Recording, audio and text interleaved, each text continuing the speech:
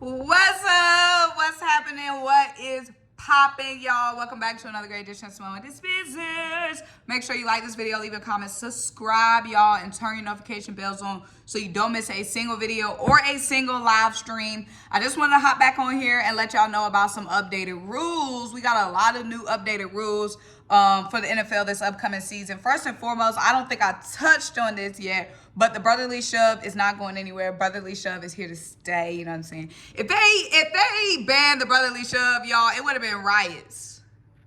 It would have been riots. Like, there would have been riots. Okay, we would have been running up and down them streets with pitchforks and all types of, you know what I'm saying? Because that would have been blasphemous. But y'all, we have some interesting new rules. Most of them I like. Obviously, brotherly shove, like.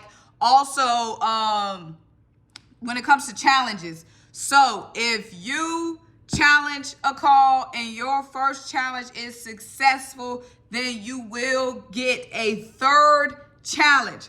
I like that. I feel like if you are challenging something and I feel like it shouldn't really even be that much of a limit to how many things you can challenge. Because, of course, like, you don't want someone challenging something every time something happens. We'll be watching the game all day long because it'll just be challenge. But I do think three to five challenges is solid. Because a lot of times, it be some bullshit calls. And you shouldn't just be limited to 2 challenges when it could be 10 bullshit calls. So I am glad that there are more challenges because the refs, most of the times the refs get it right, but I hate when like a game comes down to a ref getting something wrong and you can't even challenge it when it's blatantly wrong. So I'm so glad that there's going to be more challenges. So a third challenge would be issued if you get your first challenge correct. Another thing is that I like is the intentional grounding and roughing the passer will be reviewable from the officials on the field. A lot of times, especially this past season in this whole protect the quarterback era, it'd be roughing the passer calls, specifically some egregious roughing the passer calls. I don't see that many as egregious intentional grounding calls. Still glad that, it's still going to be more reviewable, but there was some bogus roughing the passer calls, some bogus calls. So I'm just so glad that now that's something that can be reviewed and overturned on the field. So that's good. Another thing that happened, of course I'm all for safety, but at the end of the day, baby, you still got to play the game.